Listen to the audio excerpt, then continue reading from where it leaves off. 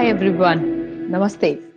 This is Rama Shukmar. I'm back again to talk about what GCCs can prop up the boom of Bharat.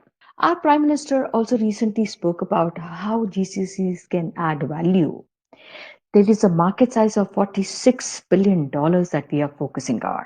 So, this is an area which we can talk about, learn more about as we talk to each other through this groundbreaking podcast. First of all, thank you so much for the encouraging response to my trailer. I'm excited to be back and talk about what GCCs can prop up. My first episode, Genius of GCCs, we delve into the fascinating world of how GCCs can become a transformation and innovation partners. I'm Rama, and I would be taking you through this journey. I come with some 30 years of experience across diverse industries, including strategic roles I played at American Express. With an impressive track record of working with leading Fortune 500 companies, I have spearheaded the establishment and transformation of over 20 plus multifunctional global capability centers. Let's start by exploring first how the setup of GCCs was done.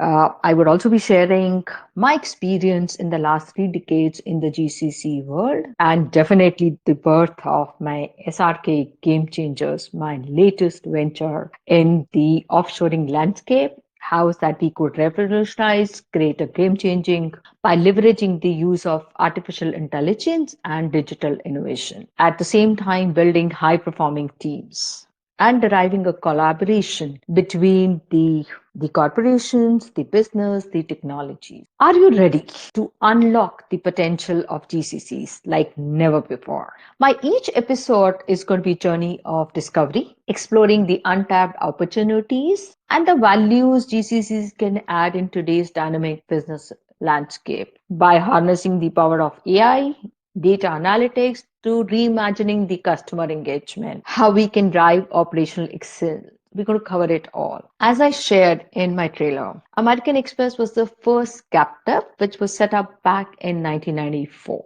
It was also called as American Express Financial Resource Center, FRC East, as most of us know it by. It was started initially as a cost arbitrage, but later the fathers of GCC in 1994 itself had a vision. They created a vision as to how Amex could become a strategic partner, which is so true even today. They had a dream. It can't be just a reporting center. The focus was on automating the processes, reducing manual efforts. How is that, segment reporting could be automated, the zero account balance reconciliations, the branding, a robust and world-class close accounting process. And since Amex was a listed company, it was very important to ensure that we were reporting or closing our books on time. To creating a Six Sigma culture, they had it all. There are many examples, and we may run out of time, so we'll surely cover some of these. But I wanted to share one, a very day which I still remember,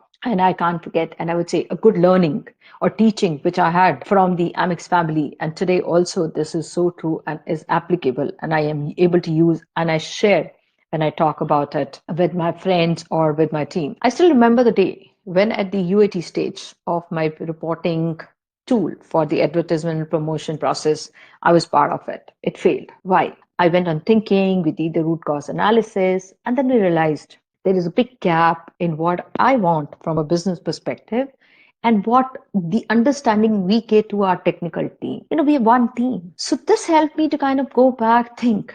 And then when I bounced off with some of these fathers of the GCC, I learned a method one training, which helps us to build a gap between the business understanding and the technical aspects we wanted to automate in the processes. And that was the day and today.